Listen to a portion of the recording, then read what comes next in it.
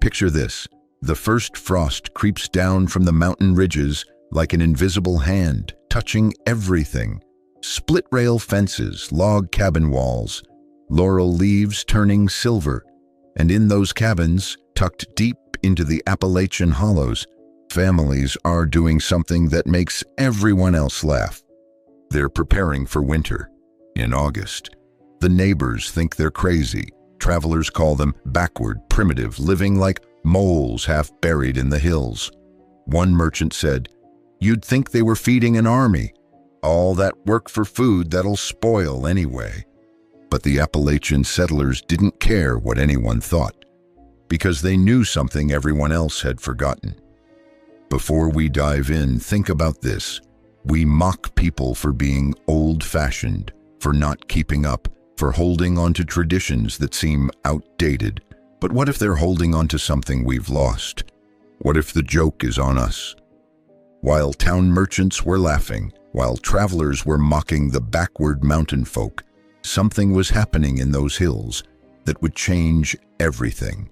And by the time winter truly arrived, when snow came down in sheets and sealed the valleys like jars with tight lids, those same people who were laughing, they weren't laughing anymore. They were starving. This is the story of how traditional knowledge saved lives, how pride nearly destroyed a community, and why sometimes the people everyone mocks turn out to be the only ones who survive. Let's dive in. In the Appalachian Mountains, summer wasn't a time for leisure. While the air still shimmered with August heat, the settlers were already reading signs that outsiders completely missed. The chestnut burrs were thicker than usual. The squirrels were working longer hours, frantically storing food. And most importantly, the old-timers were nodding to each other with that knowing look, the one that said, "This winter's gonna be bad." You have to understand, this wasn't superstition. This was generational knowledge passed down through families who had survived in these mountains for decades, sometimes centuries. They had watched the patterns. They had learned from their mistakes. They had buried children who died when food ran out, and they had sworn never to let it happen again. So they got to work. By late summer, smoke was already curling from every chimney, not for warmth, but for preservation. Inside the smokehouses, slabs of pork hung like dark banners. Hog killing time had come early because waiting too long meant the heat would turn meat sour. And these people wasted absolutely nothing. The hams were salted and smoked for months. The fat was rendered into lard for cooking, soap-making, and waterproofing boots. Sausages were spiced and dried hard as wood. Even the scraps went into head cheese. The bones? Saved for broth when snow lay 6 feet deep. Every organ had a purpose. Liver eaten fresh, heart pickled, intestines became sausage casings. Even the pigs' feet were pickled and stored. Outsiders passing by wrinkled their noses. Smells like rot. But it wasn't rot. It was patience. It was knowledge. It was survival. Behind every cabin, dug into hillsides where earth stayed cool year-round, around 50 to 55 degrees, were root cellars. These weren't just holes. They were precisely engineered food storage systems perfected over generations. Location mattered. Too shallow and frost would penetrate. Too deep and you couldn't access it through snow. The entrance always faced north to avoid sunlight. Walls were stone-lined to maintain temperature and keep out pests.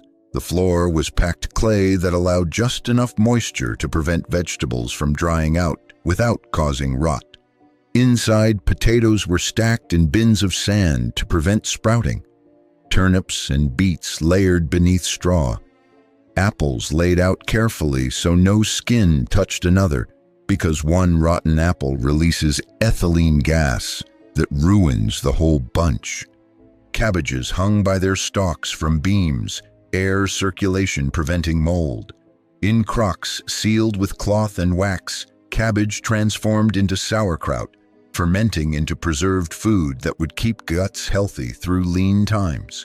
Beans dried on strings, leather breeches they called them, Corn hardened on stalks, then was shelled and stored in ventilated cribs. Some ground into meal, some saved for seed, some kept for hominy. Pumpkins and squash stored on cabin shelves where it was dry, their thick skins protecting the flesh for months. Every single action had a reason. Every reason came from memory, from stories about winters that killed cattle, springs that came late, children who survived because someone years earlier had prepared one extra bushel. The settlers didn't store food because they feared hunger. They stored food because they respected it. Meanwhile, down in the nearby towns, the atmosphere was completely different. Merchants boasted about progress, about modernity, about moving beyond the primitive ways of their grandparents. Warehouses filled with imported flour from mills hundreds of miles away, barrels of sugar and coffee from even further, canned goods from factories, store-bought everything. The townsfolk trusted roads and trade routes. They had money, connections, confidence in systems that brought goods from places they'd never seen. Why preserve your own food when trains could bring whatever you wanted? And they laughed hard at mountain people who still buried food and smoked meat like a century ago. You can't eat dirt, they joked at the general store. Living in the past, don't they know this is the modern age? We have supply chains, infrastructure.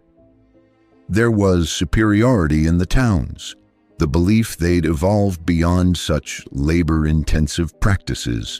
Why spend weeks preserving when you could just buy it fresh? The settlers who came to town for salt and gunpowder would hear these comments and smile quietly. They'd load their wagons and head back into the mountains, where they'd continue packing earth around their cellars. They didn't argue, they just kept working. By late autumn, mockery peaked. Travelers reported mountain folk were shut in, cabins shuttered, trails quiet, probably sitting in the dark, eating moldy potatoes. In town, shops bustled. Tables overflowed with goods trucked in weekly, bread from flour that traveled 1,000 miles, apples from Washington, oranges from Florida. The variety was incredible. The convenience intoxicating. Winter would be mild, everyone believed. The farmer's almanac said so. The newspaper confirmed it. Besides, you just ordered more supplies if you ran low. It always worked. Until it didn't. The snow came like a wall.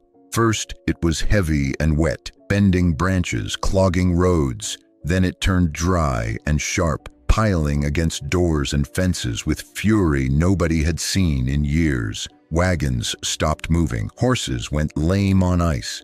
The roads that carried flour and sugar and coffee, those lifelines towns depended on, vanished under drifts that hardened like stone. In town, the first emotion was just inconvenience. Supply wagons will come when weather clears, they told each other. This is temporary. But the weather didn't clear. Days turned into weeks, weeks into months, and then the barrels began to empty.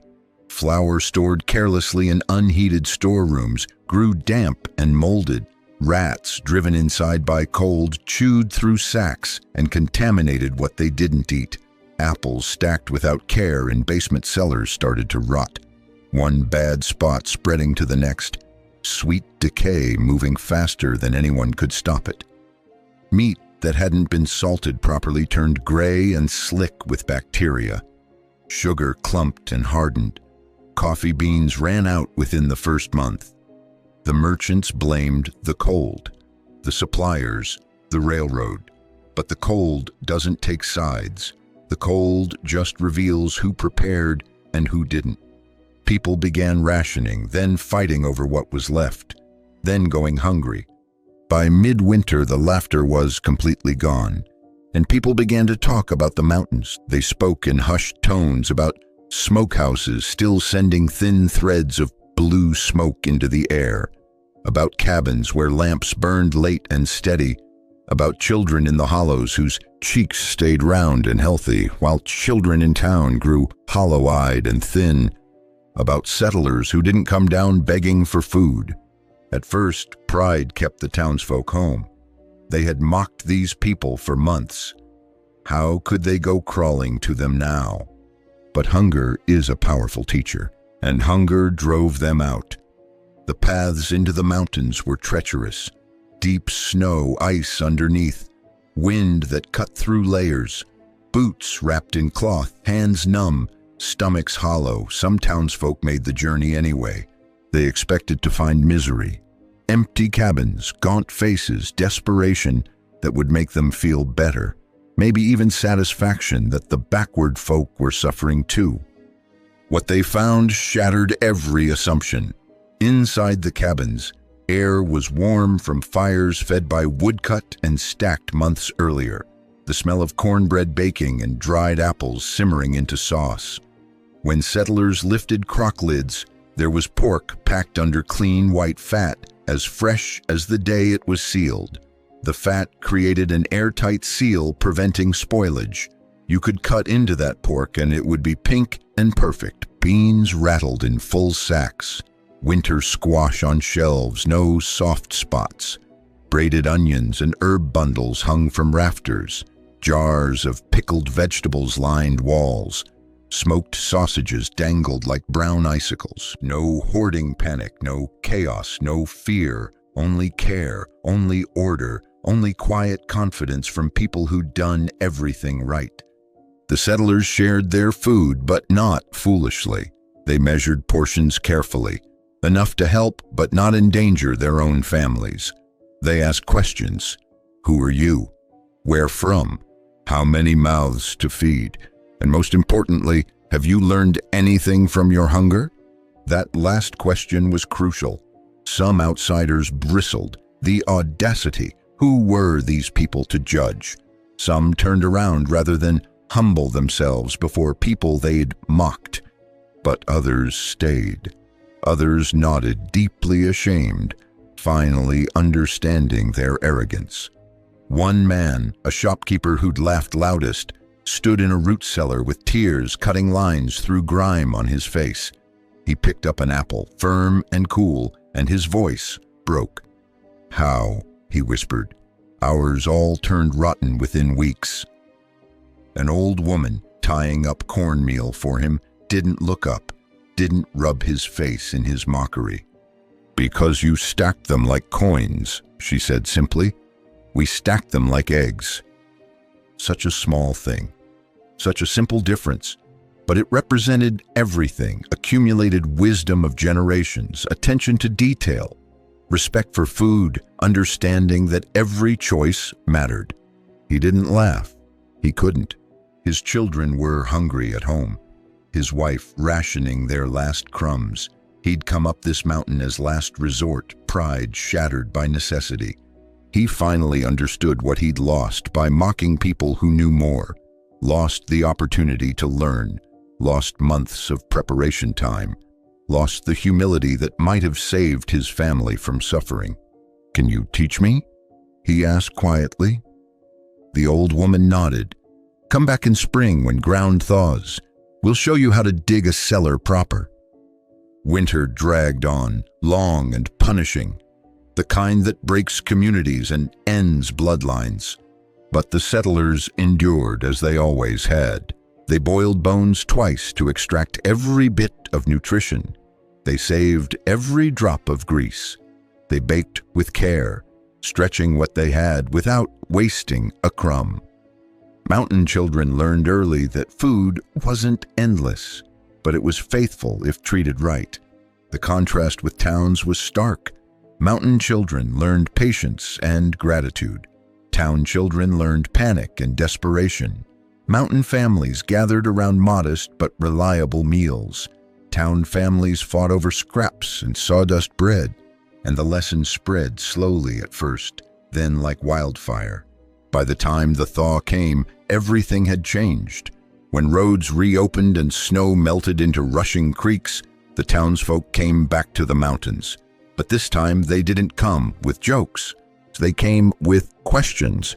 They asked about cellars dug at specific angles into hillsides, about precise salt-to-meat ratios that prevented spoilage, about smoke temperature and wood selection that made the difference between preserved food and rotten waste, about why some foods wanted air circulation and others wanted complete darkness, about fermentation processes, timing, and all the tiny details that meant the difference between eating and starving. And the settlers answered, not with pride, not with "I told you so."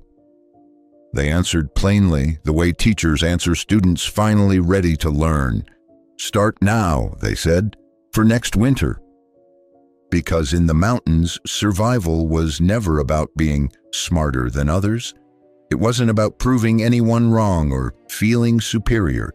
It was about remembering what others had forgotten, about respecting knowledge that grandparents passed down, even when the modern world called it backward, about understanding that convenience and comfort make you soft, and softness can kill when the world gets hard. The settlers didn't survive because they were paranoid or primitive. They survived because they understood something fundamental. Nature doesn't care about your pride. Winter doesn't care if you're rich or poor, educated or ignorant, modern or traditional. Winter only cares if you're prepared. So here's what I want you to take away from this story. Those people everyone mocked, they weren't crazy, they weren't backward, they were wise in ways our modern world has almost completely lost. They understood that true intelligence isn't about having access to everything whenever you want it. True intelligence is about having what you need when everything else fails. And here's the thing, we're still doing the same thing today. We laugh at preppers and people who can their own food. We think it's paranoid to keep extra supplies. We've outsourced our survival to systems we don't control and don't understand. Just like those townspeople, we trust that supply chains will always work, that grocery stores will always be stocked, that help will always be available. We've become so dependent on convenience that we've forgotten how fragile it all is. And when something goes wrong, a storm, a pandemic, a supply chain disruption, we panic because we don't have the knowledge our great-grandparents had. We don't have the skills. We don't have food put away. We don't have the humility to learn. The Appalachian settlers survived because they remembered. They remembered that nature doesn't negotiate, that winter comes whether you're ready or not, that your pride can't feed your children. When the next frost came, when smoke rose again from the hollows, fewer people laughed. They were too busy learning, too busy digging root cellars, too busy asking old-timers about salt ratios and smoke temperatures and which apples store best, too busy making sure that next time winter came, they wouldn't be the ones going hungry. Because sometimes the people everyone underestimates are the ones who end up saving everybody else. And sometimes the old ways aren't backward at all. They're the only thing standing between civilization and collapse. The settlers didn't need to say, "I told you so." Their full root cellars said it for them. Their healthy children said it for them. Their ability to help others in winter's depths said it for them. Maybe that's the most important lesson. Knowledge isn't about being right or proving others wrong. It's about being prepared when it matters most. It's about having something to give when everyone else has run out. So the next time you see someone doing things the old way, preserving food, saving seeds, learning traditional skills, maybe don't laugh. Maybe ask them to teach you instead. Because winter always comes eventually. And when it does, you'll want to be in a cabin that smells like cornbread and dried apples, not in a town with empty barrels and broken promises. If this story made you think differently about traditional knowledge and preparation, hit that like button. If you want to see more stories about forgotten wisdom and historical survival, subscribe. And drop a comment telling me, what traditional skill do you wish you'd learned from your grandparents? Thanks for watching. I'll see you in the next one.